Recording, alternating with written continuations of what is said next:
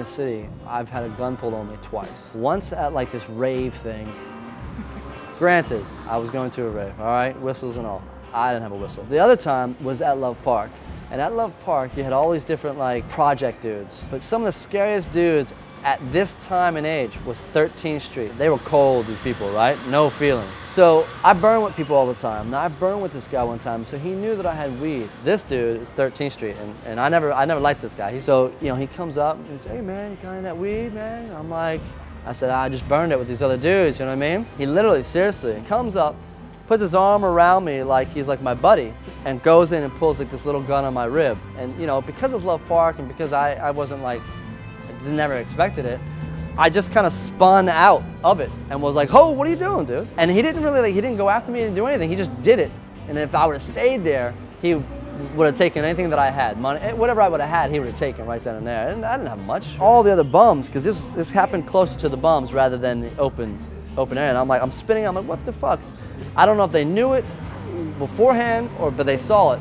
They were like, you know, it was a bunch of like, yo, leave that motherfucker alone, man. What the fuck? He's here every day. Leave him alone. What the fuck are you doing? So he just turned around and walked away. He didn't do anything, you know what I mean? And I just skated off. I stayed in the park. I skated that day. It was like, it was so fast. I'm like, holy shit, really? Wow, this dude just pulled a gun on me in broad daylight across the street. Those people were some of the gnarliest dudes. That and like 52nd Street up in West Philly were pretty, those people were gnarly.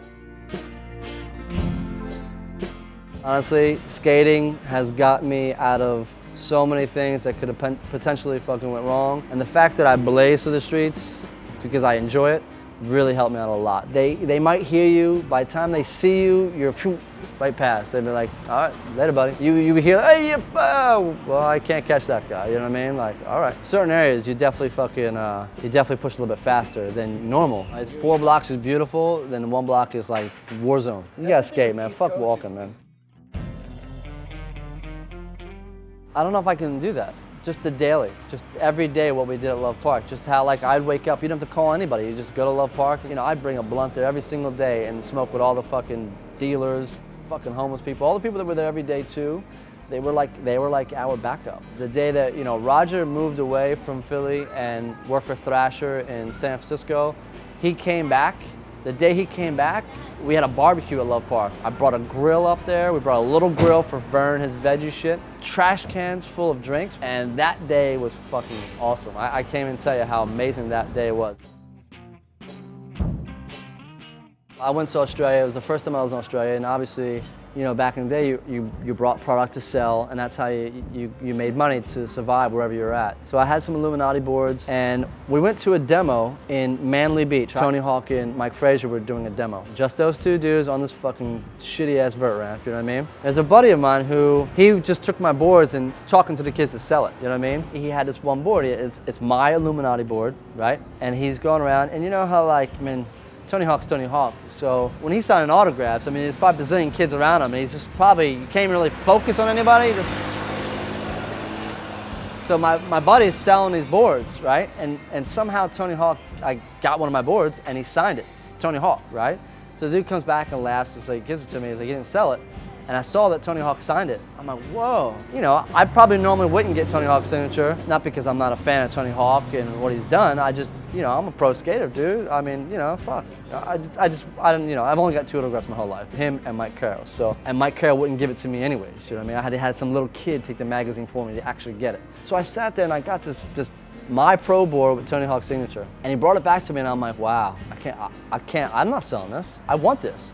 I just won't eat. I won't eat the next day. It's worth it to me. I'm going to keep this board and I'm going to bring it back home and I'm going to save it for as long as I'm going to save boards, you know what I mean? Tony probably didn't even he probably didn't see what board it was.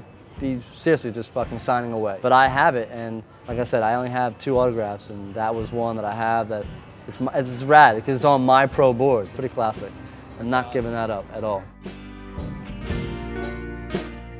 When I first went pro, there was all these contests in Europe that a lot of people did. And because they're way out there, everyone stayed at like these hotels that are always very close to each other. Every pro skater and groupies or whoever that's there for skating, right, are always out front drinking. I'm hanging out and, you know, Markovich, Ronnie Bertino, they're with me. We're just kind of partying down. I got like water spilled on me from the top of the building.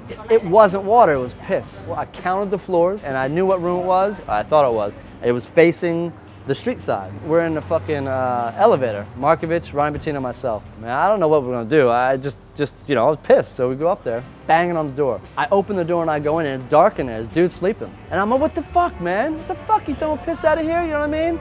Dude, light goes on. It's Sheffy. Sheffy is in boxer shorts. He stands up, he's, what the fuck? I mean, he's yelling. I honestly, and like he basically yelled me out the door. I know it's Sheffy, and I know Sheffy. I'm friends with Sheffy, but I know Sheffy.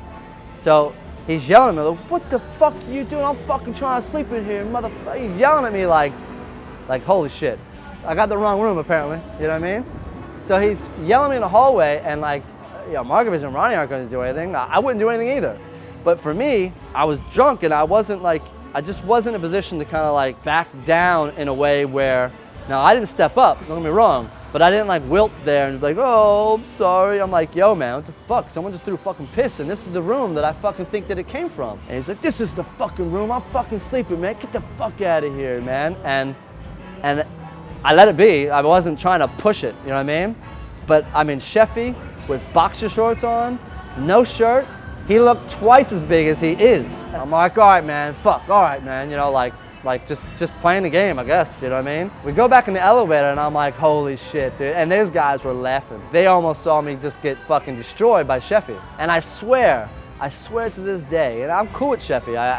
Sheffy's Sheffy, and he always gave me respect for being a city skater and a city dude.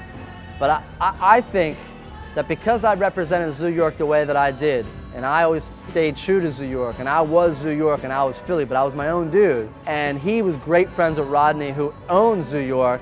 I think that really was the bottom line why he didn't fucking rip my head off. Maybe it isn't, maybe we're cool enough where he let it go, but I wasn't so sure about it. I always just felt that it was Rodney Smith, my affiliation with Zoo York, that he didn't fucking beat the shit out of me that day.